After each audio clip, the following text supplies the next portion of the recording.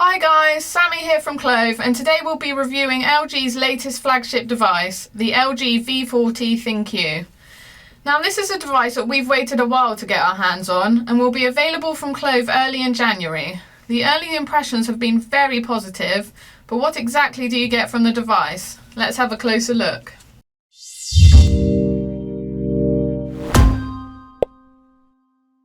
So following recent trends, the LG V40 ThinQ comes fitted with a large 6.4-inch Quad HD OLED display that produces very rich and vibrant colours. The device has a 1440 x 3120 pixel resolution at 536 ppi and supports HDR10, meaning the images look very sharp and colourful, as you might be able to see here. There is a small notch cut out at the top of the device, but otherwise the front is virtually all screen. We do realise this is a big put-off for some people, but the notch can be hidden by blackening the sides in the phone settings. For us, this hasn't been too much of a distraction at all. Now there are black bezels around the edges of the display that are definitely noticeable, but don't take away from the vivacity of the screen that much at all. The glass of the display curves into the edges of the device, making it very comfortable to hold one-handed, and the aluminium frame matches the blue finish of the device, which we think gives a much more attractive look. Now the first thing we notice when handling the device is the weight of it.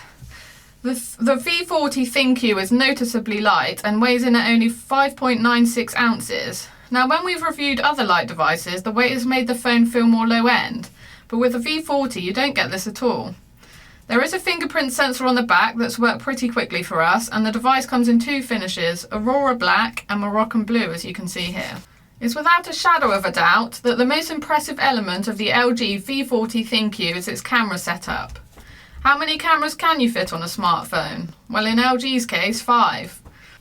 The triple lens setup on the back consists of a 12 megapixel main sensor that comes with optical image stabilization, a 78-degree field of view, and a fast f1.5 aperture that pulls in an impressive amount of light. The second lens is a 16 megapixel super wide angle lens that has a 107-degree field of view and a f1.9 aperture. And lastly, the telephoto lens measures in at 12 megapixels and has a 2x optical zoom.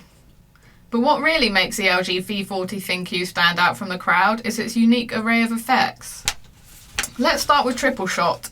Triple shot works by taking 3 photos simultaneously, one through each lens, and you can then choose which you prefer, the standard shot, zoom shot, or the wide angle shot. We've really enjoyed this as it saved us so much time choosing which lens would be best for the pictures we want to take. Cine shot is also pretty cool, but we've yet to truly master this like some others have.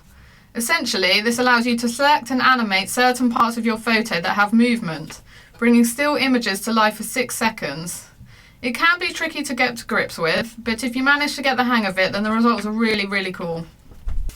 Alongside this, as with many other flagships, the V40 ThinQ comes equipped with some impressive AI tech that can identify more than 100 objects and scenes and group these into 18 different categories. This has worked really well on previous devices, and so far we've been impressed with this on the LG. Similarly, Google Lens works really well in identifying objects, artwork and landmarks and providing instant information. If selfies are more your thing, then you'll be pleased to hear that the V40 ThinQ comes with a dual lens setup on the front of the device.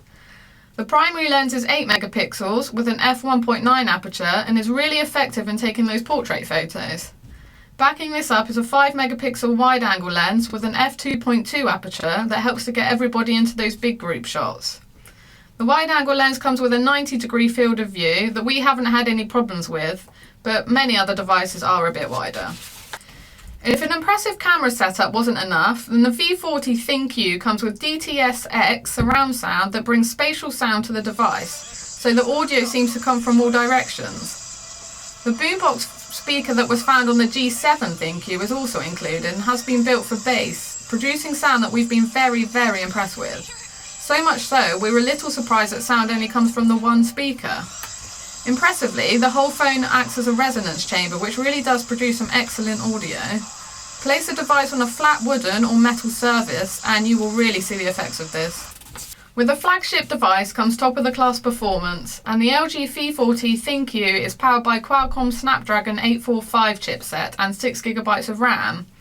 Again, we've been very impressed by the speed in which LG's flagship works, as we've experienced no frame rate issues whilst gaming or lags when opening and using multiple apps. The device runs Android 8.1 Oreo, which is a bit surprising considering most devices have now upgraded to Android 9. And the 3,300 mAh battery will get you through a day with ease, but again is smaller than many other flagships that are currently on the market. Similarly, the device comes with 64GB of internal memory, which is less than we'd anticipated, but there is a micro SD card slot, which means that storage can be easily expanded. So as you can see, LG have produced a camera phone that has what it takes to compete with some of the top flagships currently on the market. It has some really unique features that we really love here at Clove, and you'll have endless fun playing with the plethora of settings that come fitted. The device is expected to land at Clove next month, so head to our website to discover more. Don't forget to subscribe to our channel and follow our Facebook, Twitter and Instagram for all the latest news and information. Thank you all for watching, and we'll catch you next time.